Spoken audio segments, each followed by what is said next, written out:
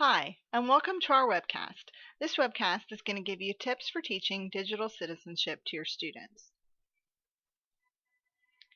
When you have your lessons over digital citizenship, you need to be sure to include the following in your lesson. You can always add more, but just for the social aspect of digital citizenship, it's important to include the definition of digital citizenship, the rights and responsibilities of a digital citizen, digital netiquette, password tips, and of course, internet and social media safety. So, what is digital citizenship? Digital citizenship can be defined as the norms of appropriate, responsible behavior with regard to technology use.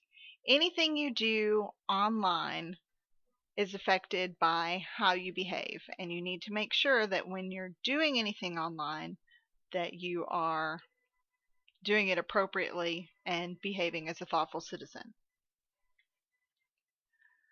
The rights and responsibilities that you should include in your lesson are rights, access and participation, free speech, privacy, physical and psychological safety, and of course safety of your identity. The responsibilities include it's your responsibility to be respectful and civil to yourself and others. It's your responsibility to protect your rights and the rights and property of others. And of course, you need to interact with people respectfully as well. Digital netiquette. This is, I guess, etiquette for how you behave online.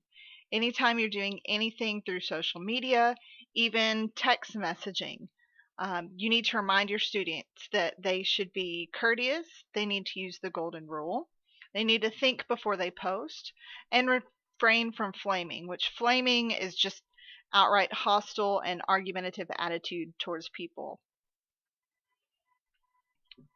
Email guidelines. There are specific email guidelines that everyone needs to consider when sending emails. Now, these tips you can remind your students that they won't be just helpful today. These tips need to stick with them throughout the rest of their life. When you're sending emails, professional or educational wise, you don't want to use sarcasm. You want to make sure if you're attaching files to the emails that they're files that the other people will be able to open. Make sure the files are small. You don't want to take up all the other person's space by sending them this huge file that's going to take 20 minutes just for them to download. Use the BCC. Fill in subjects on the emails. No one wants to open an email if they don't know what it's about. You don't put the subject, the person is more likely to delete the email. And of course, most importantly, don't type in all caps, because when you type in all caps, people think you're yelling at them. Some password tips. We have passwords for everything that we do today. So you need to be sure that you tell your students that when they're making their passwords, they need to keep them private and not give them to anyone. They don't want to make their passwords obvious.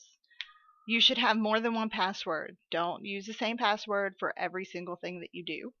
And of course, don't use a nickname, phone number, date of birth, anything that can be easily guessed.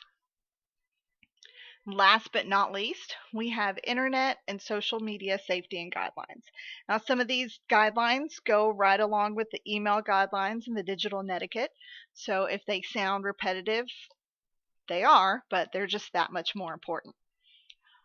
On social media websites and the internet, when you're chatting, you need to let your students know that they should not share their name, address, phone number, passwords, or even plans on going out of town or vacations. If you let someone know where you're going online, then chances are when you come back, you may not have your computer in your home when you get home. Don't add people as online friends if you don't actually know them in person. You want to protect your digital footprint. Treat others online the way that you want to be treated. Tell someone right away if you come across something that makes you feel uncomfortable, or if someone makes you feel uncomfortable. That's really important in today's society with all of the online sexual predators. When you're online, don't do anything that hurts other people or is against the law. Once again, think before you post, and always use the strongest security settings. That wraps up the tips for teaching digital citizenship. Please check out the rest of the website and I hope you enjoyed the lesson. Thanks.